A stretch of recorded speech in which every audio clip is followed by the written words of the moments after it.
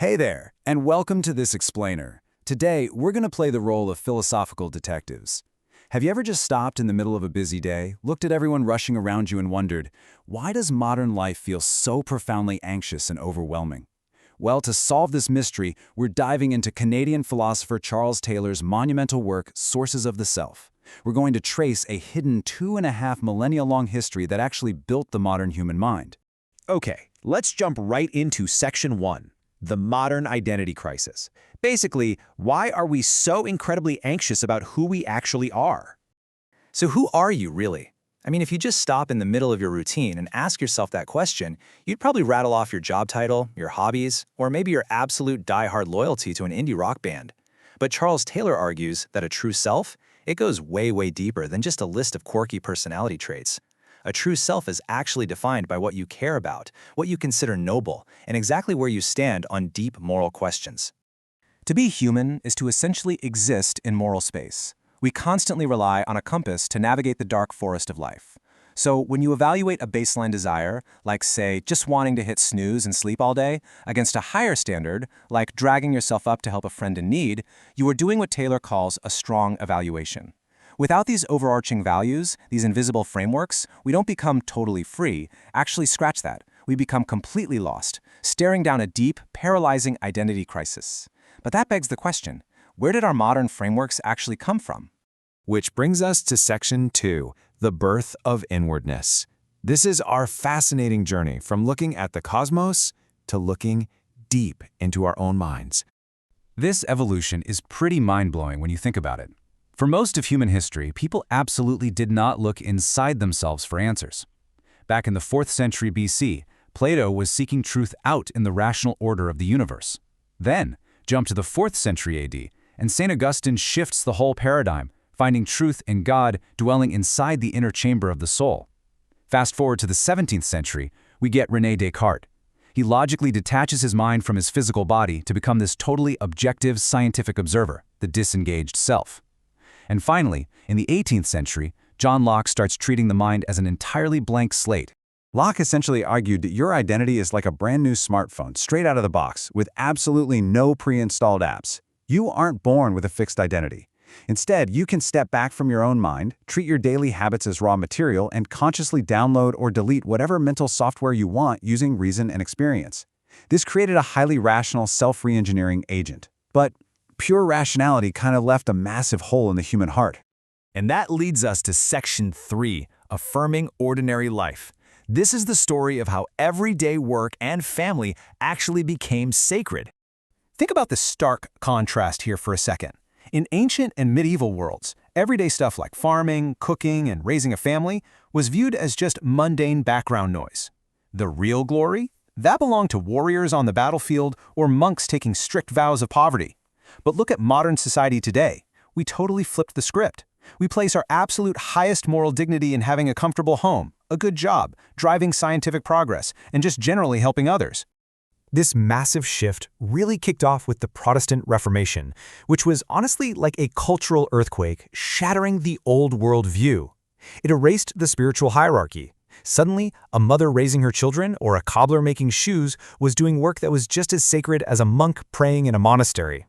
This affirmation of ordinary life cemented our second major pillar of identity, the rock-solid belief that profound meaning is found in economic production, family life, and universal benevolence. All right, moving on to Section 4, expressivism and authenticity, the romantic rebellion against cold logic. So by the 18th century, people were starting to feel like literal cogs in this giant scientific industrial machine. Enter thinkers like Jean-Jacques Rousseau, who sparked a massive rebellion. He argued that all this cold rationality was actually corrupting us. To be truly good, we have to tune into our inner emotional voice, the voice of nature. This is the birth of expressivism. It's the radical idea that you have a completely unique inner potential, and your whole purpose in life is to express that nature outwards into the world. Building on this, the German philosopher Herder said something incredible. He declared, "There is a certain way of being human that is my way. I am called upon to live my life in this way and not in imitation of anyone else's." This one powerful idea gave birth to the modern ethic of authenticity. Before this, you just tried to conform to a universal ideal, like being a good citizen.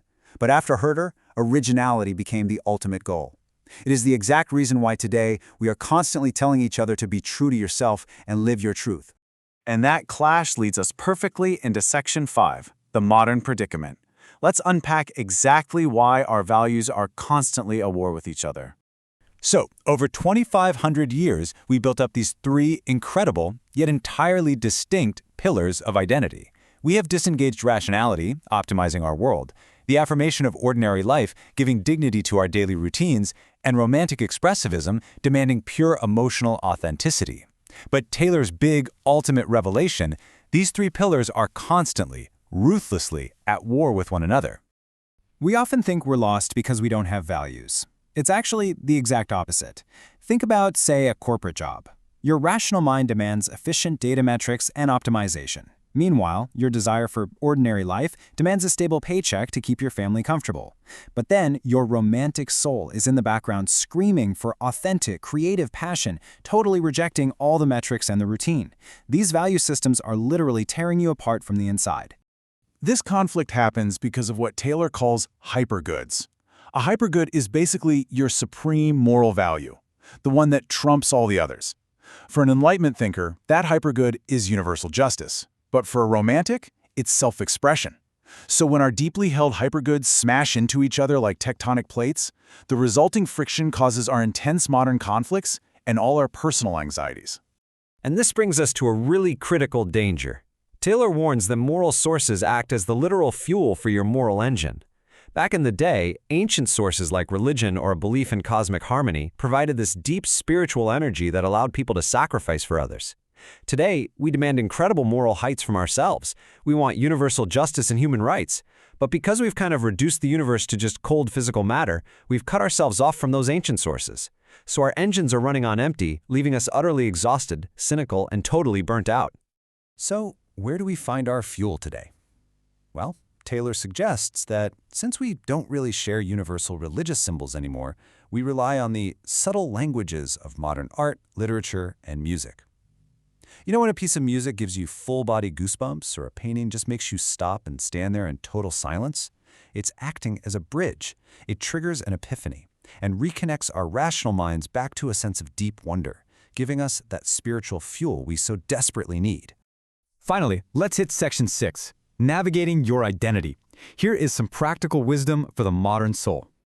By putting these 4 actionable lessons into practice, you can really change your entire perspective. First, acknowledge your framework. Stop pretending to be neutral and actually articulate your true values. Second, avoid reductionism. Refuse to let cynical logic reduce human love and art to mere brain chemistry. Third, intentionally reconnect with your sources to fuel your moral engine through art, nature, or spiritual service.